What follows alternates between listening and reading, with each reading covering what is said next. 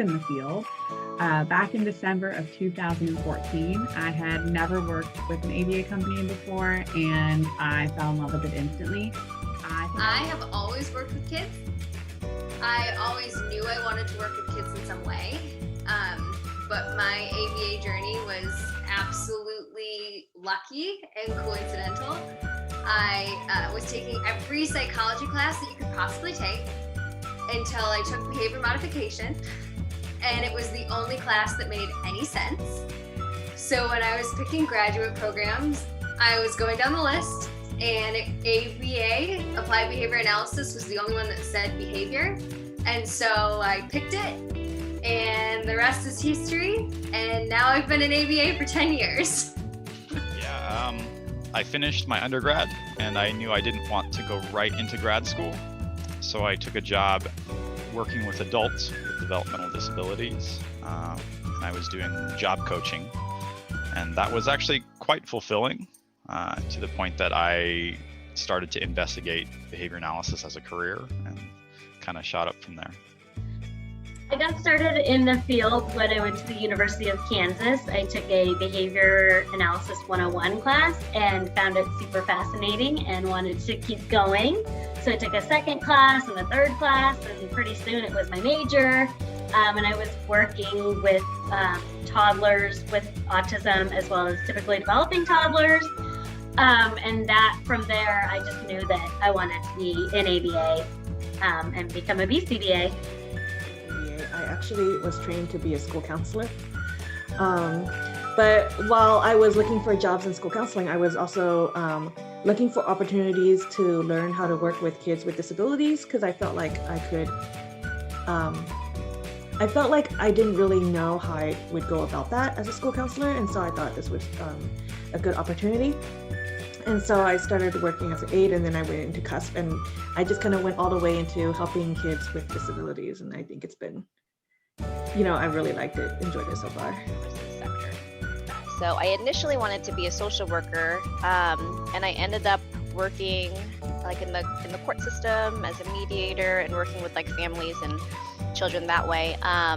And then about a year into that, I was like, this is really challenging and hard emotionally, and I don't know if it's for me. So I made that decision to kind of transition out and find another avenue, and I still knew I wanted to work with kids. And so a friend was like, hey, why don't you work in the field of ABA, and you can work at my company, and it's working with little ones, and we do ABA one-on-one with kiddos, and so that was my in, and so that's how I got started in the field. I didn't want to become a supervisor. I was a technician for 13 years. I had somebody telling me, you'll do it eventually. That was Eric Meyer. It took a parent to convince me. She said, it's something that nobody can take away from you. And so I emailed Eric that night, and here we are. Well, I think that because I started so young in the field, I fell in love with it. I fell in love with this idea of helping people, of helping children. I'd always been somebody drawn to kids, and then to like watch firsthand how we could single-handedly make change in these kids' lives and like help their families. I knew that this was what I wanted to do forever, and I knew that I couldn't just be a therapist forever. Like I, at some point, was like, oh, it hurts to sit in crisscross applesauce on the floor for 7 hours all day. So like, I'm gonna have to figure out how I can do something more than just direct therapy. And that's what made me decide to be a supervisor. Awesome. Ooh, good question. It's such a long time ago when I made that decision, like I wanted to do this. So I think for me, there came a point where I felt like I was effective working one-on-one with kids and with various different ages and various different deficits. And I felt that I could do more and that I wanted to do more. And so I talked with directors, I talked with other supervisors, and I decided, you know what, I'm going to go for it and I'm going to become a supervisor because I want to do more and work with families at a different level, help design programs and things like that. So that's that. Like I said, I just fell in love with my clients, and I really got into watching them make progress and see them meet goals. It was just such a great experience, and I love my clients and I love their families, and I just feel so excited to be a part of something great, and it's just really a joy to watch them grow. I think that there's a certain point where you're like, I want to do this, but I want to do it at a higher level. I want to be not just the one implementing the change. I want to be the one that's designing the change and having kind of see my work come to life, I guess. And I see that a lot, like when I go to see clients that I've supervised in the past, or even ones that I'm overseeing, and I'm like, yeah, it's because we made that change that I recommended, or things that we talked about together that made that happen. And I really liked working with kids and seeing their growth, but I think I wanted to be involved in it in a more macro scale. Like I wanted to be more involved with just seeing where the kids are at and helping write goals and design programs and help them reach their goals in that way. And so it was just kind of a different way of helping kids, and I just wanted to be involved with that. As a technician, I saw the BCBAs and the supervisors that I was working with and how cool it was to be the one that was really making the changes and behind the scenes, if you will. And so I wanted to do that too. And I just love behavior analysis. I think after a certain point, working therapy, direct services, you start to wonder like if you can also do it. It's kind of the natural career progression for me. But also I think being able to share my ideas and help influence families' lives was something that I wanted to start doing. Oh boy. I saw that question and I was like, there's so many. I don't know which one to choose from.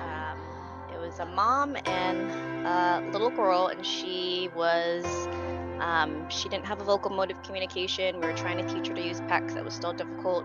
It was really hard for her to imitate anything when it came to movements and sounds. And so the doctor too was saying like, oh, she'll never like run. She'll never be able to like walk without assistance, and she'll probably never be able to communicate and learn all of these various skills. And so Mom and I were like, no, like she's gonna be able to. And within I think maybe 6 months of working with CUSP, or at least when I was on the team, we got her to, it was amazing. She was running, she was climbing, she was jumping off things. We got her to imitate so many different like skills, and it was really cool to see that progression and to make that change, like not just for the child but for like the family. And Mom and I were like, yeah, we're gonna show these doctors that she has the ability to learn so many things. And so I think that was a really good clinical memory to kind of share. My favorite clinical memory was probably when I was still a technician, and my cutesy little 2-year-old figured out how to ride his tricycle on his own, and that was probably one of the best moments ever, just to watch him do it, and it like melted my heart. It was so cute. It's really hard to pick one. I have kind of like this collection, and I think that might be the case for a lot of us probably. I think the times I've been most excited or just like know that I was in the right field was those times when, it's always really rewarding to observe kids learn. And, but I think the times I've felt the most excited was when they've actually generalized their skills or gone like almost above where we taught them, or in a new way that we didn't teach them or I've never seen before. It makes me so excited, I was with a client that when I first met the client, they didn't really talk, they didn't engage in vocal verbal behavior. And a couple years later, I kind of heard them arguing with their sibling And I thought that was the coolest thing because it was like multiple exchanges and they were saying their reasons, and it was these very complex sentences and about their thoughts and their feelings and things like that. And, we never taught them, of course, to like how to, specifically like engage in that kind of conversation, but it was just really cool to see that growth. Allison, there's so many. He went to the bathroom, let him have his privacy. He comes out and he tells me, he's like, I went poop in the potty, now I get computer. And I forget like if he told me to go look or whatever. And so I went to go look, and he was 5 or 6. He had ripped up brown paper towels and put them in the toilet. There was no poop in the toilet. There was nothing in there. There's brown paper towels. And he's like, look, I went poop in the potty. Now I get to play computer. And I was like, this is amazing that he was able to like understand what the expectation was. Like you need to do A to get B. But for him to come up with this whole thing of like, not even like trying to flush it and say that I did it, but to show like evidence that it actually happened. And to really try to convince me that it was something that happened. I thought that was probably the most clever thing I've seen of at that time. We worked with a client who was completely nonverbal, could communicate using an iPad, but had no vocal language at all. And like we got the ABA program started right about the point that I was going to be leaving on maternity leave for my first child.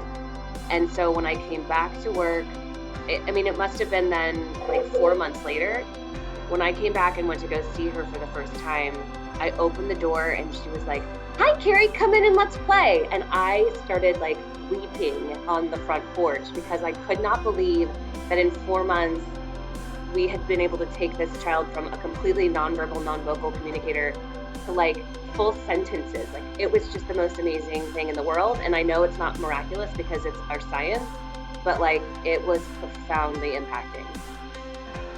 Favorite clinical memory. Oh, there's been a lot of memories. It's so funny because most of the memories probably aren't fond memories. They're memories of turmoil and accidents, but that's kind of what makes our job. So just like a fun memory clinically is it's tough. Like probably seeing one of my kiddos, man for the first time, like, or respond to their name for the first time. I've had so many of those instances where I was just like, whoa, from a behavior. So this is a really hard question. But I'll highlight from when I was a technician.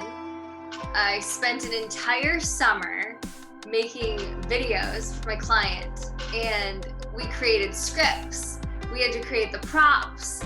We had to work as a team with Brother, which wasn't always easy. And we set up an entire newsroom, and we filmed a video a week, and it was hilarious. Mom and I would crack up at the videos. Mom would help us film, and Mom was amazing because she let us leave our newsroom up for an entire summer. I like to think those videos still exist and still get some laughs from time to time. I looked at that question ahead of time, and it's really hard to pinpoint them because there's been quite a few over the years. A lot of them are big milestones. So having worked with families for several years, being able to watch a kid graduate or being able to watch my client get his Eagle Scout award. But even on a clinical level, watching one of the clients go from being in handcuffs due to severe self-injury to not needing them any longer. So. Working in this field can sometimes feel like you're on an island, out on your own. You don't get to see your coworkers as often. But CUSP does a really good job of bringing people together, so you don't feel like you're alone on an island. You get to meet every supervisor at some point. You'll meet every senior at one point. And when you're actually part of a client's team, it's busy. You're hearing from people all the time. So they do a really good job of making sure that you feel like you're part of a team. The camaraderie and family amongst the employees. My favorite part about working at CUSP is the family that we have at CUSP, with the supervisors and the technicians and the families themselves, and providing such amazing ABA to our families and to our clients, and seeing the great change that we do. It's pretty awesome. It has to be the family of CUSP, like feeling like it is my second family. And I do have to say, like, I do love, and I did love the one-to-one therapy. Nice, very cool. That's probably why. And what is your favorite part about working for CUSP? I like that it feels like a team. I know that we are out in the field a lot on our own, but you know, I always feel like we could always reach out to team members or mentors or supervisors, and I think that's really helpful. That makes me feel less isolated. Also, I think CUSP has like really good training. I think as a person who started as a BA, I definitely felt like, you know, I continued learning, and I'm still learning, I feel like. And so it's just, you know, really good training and things like that, which I think is so good. Okay, so I started at CUSP in 2005, and it is 2021, and I am still working at CUSP, which means that we as an organization are doing something right, because like it's amazing, and I'm still here. I had the benefit of working at 2 other ABA agencies before coming to CUSP. So I remember the first time like doing training at CUSP, it was like walking out of the door in The Wizard of Oz from black and white into color. I was like, this is different. It had the same name, ABA, but it was like, I was finally starting to understand the science. I had just been taught how to like implement programs at the 2 previous agencies. And when I got to CUSP, it was finally like a understanding of like what we were doing and why and how. And it was like, whoa, this is amazing. And so I have always felt very strongly about the training that we do at CUSP, because I went through training as a technician, and I was like, this is so cool.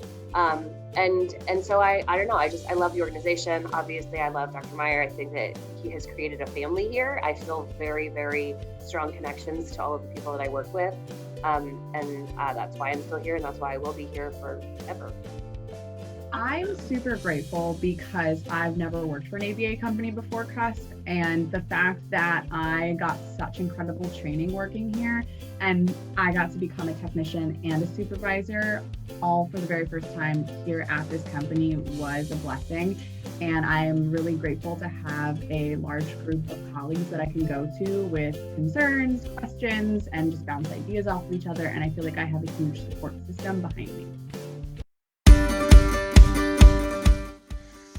I want people to know that ABA is not teaching your kids to be a robot. ABA is unique and different for every child, and when done correctly, can change a child and a family's life forever.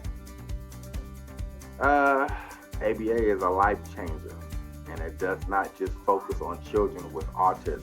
It is the change in human behavior. It is the science of human behavior. So anything that you want to change in life, it's effective to use. I use it every day at home with my family, whether I'm trying to put my kid to bed or potty train him, whether I'm trying to do better at cleaning up around the house and setting up myself reinforcement systems to reward myself for doing better at cleaning up to keep the wife happy. So, and just being able to interact with people in the community and making sure you're respecting everybody for who they are first, and not judging people based off their reactions and their responses to things, because we don't know their history and antecedents to those responses. And so that just made me have better interactions and be a friendlier person to a whole lot of people, especially people that you don't know. Try not to get mad at them because you don't know the history of what's them to get to that process. So that's what I love about ABA. It's kind of just changed my perspective on how I look at life. I have felt really inspired lately about the utilization of ABA outside of the therapy rooms with our kids with developmental disabilities. and how like ABA can be used to help so many different areas of our world and people, and it like, so what do I want people to know about ABA is like, it's not just therapy with kids with autism. It can be so much more. It can be helping to like create public policy that is just and fair and environmentally conscious, and helping people understand that like human beings behave the way that they do because of their environment and their history. And so it's not like, and I said this in my newsletter, so this will be redundant, but like it has made me feel a lot more generous in how I view people in the world, because I can understand why they do the things that they do, why they behave the way that they behave based on their histories, rather than just like taking their behavior right there and it's like ascribing intent to it, like it's malicious or they're mean-spirited, or they, it's really understanding why they're doing what they do. So I feel like it has allowed me a lot more generosity in my view of people in the world. But just that there's so many more applications than what we do. And I think having had a couple families that were very hesitant with ABA services recently, what I hope to let people know about ABA is that the saying, it takes a village, is true, and we just want to be part of that village. ABA is a great service to help you along that journey. Whatever your needs are currently, we're willing to kind of listen and help modify and problem solve. If I could have ABA services for my son, I would take it up in a heartbeat. So I want people to know that it's a great opportunity and it's a great service, and we're here to help. It's fun. It works. The very first class that I took in grad school, my professor said, when you're done with this class, you're never going to look at the world the same. And it's true. And how cool is it to know that every behavior has the potential for change? It's never going to be, well, that's just the way it is, or that's just the way I am, because every behavior can be changed for the better. And that's just pretty cool. That it is probably the most amazing thing that you can ever apply to just about anything. It's not just about kids with disabilities or adults with disabilities. It is applied to anything that you want to change. If you want to change something about yourself, you can use principles of ABA. That it works. If you put the work in, you get amazing results. And it's hard. It's really, really hard. But if you put in the work and you do it, it provides amazing results. Like, look at some of our clients, like they wouldn't be where they were without ABA.